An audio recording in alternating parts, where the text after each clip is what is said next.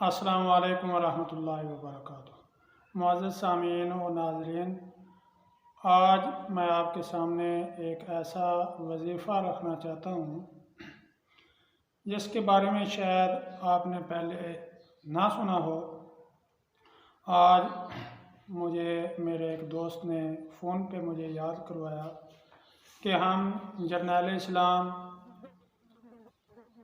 مولانا محمد اعظم طارق شہید رحمۃ اللہ علیہ کے ساتھ ایک جگہ پہ تھے، تو وہاں مولانا نے مولانا انور شاہ کاشمیری رحمۃ اللہ علیہ کا حوالہ دے کر یہ وظیفہ ہمیں بتلایا تھا۔ وظیفہ سورہ یاسین کے بارے میں ہے، اور مولانا نے فرمایا کہ یہ جو آدمی جس مقصد کے لیے بھی پڑھے گا انشاءاللہ اس کا مقصد پورا ہوگا۔ فرمانے لگے کہ یاسین ہر آدمی صبح اور شام پڑھتا تو ہے، لیکن اگر اس طریقے سے پڑھے جو طریقہ میں آپ کو بتلانے لگا ہوں تو انشاءاللہ اس کی جو بھی مراد ہوگی، جو بھی حاجت ہوگی وہ پوری ہوگی۔ اعوذ باللہ من الشیطان الرجیم، بسم اللہ الرحمن الرحیم، یاسین صلی اللہ علیہ وسلم والقرآن الحکیم۔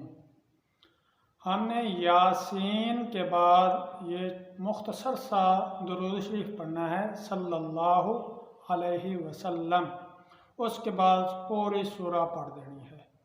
یہ ایک دن ہی کا عمل ہے، لیکن مسلمانوں کے لیے تو یہ ہے کہ وہ صبح بھی پڑھتے ہیں یاسین شریف اور شام کو بھی پڑھتے ہیں۔ اگر روزانہ پڑھیں تو اس کے تو بہت زیادہ فوائد ہیں۔ یہ تو قرآن پاک کا دل ہے، لیکن ہمیں جو بتلایا گیا وہ یہی تھا کہ یاسین صلی اللہ علیہ وسلم مولانا محمد اعظم طارق صاحب نے انور شاہ کشمیری رحمۃ اللہ علیہ کا حوالہ دیتے ہوئے یہ ارشاد فرمایا ہے۔ تو میں نے آج اس کو بتلایا تو مجھے یاد آیا بھائی میں سب ساتھیوں کو بتلا دوں، اس پہ ایک ویڈیو ہی بنا دوں تاکہ سب کا فائدہ ہو جائے۔ ویسے بھی رمضان المبارک کا مہینہ ہے، ہر آدمی کی کوشش ہوتی ہے کہ وہ قرآن پاک کی تلاوت کرے، تو جب یاسین شریف کی تلاوت کریں تو اس میں یہ ایک مختصر سا درود شریف اس کا اضافہ کر لیں، تو انشاءاللہ جس مقصد کے لیے بھی آپ پڑھیں گے انشاءاللہ وہ مقصد پورا ہو جائے گا۔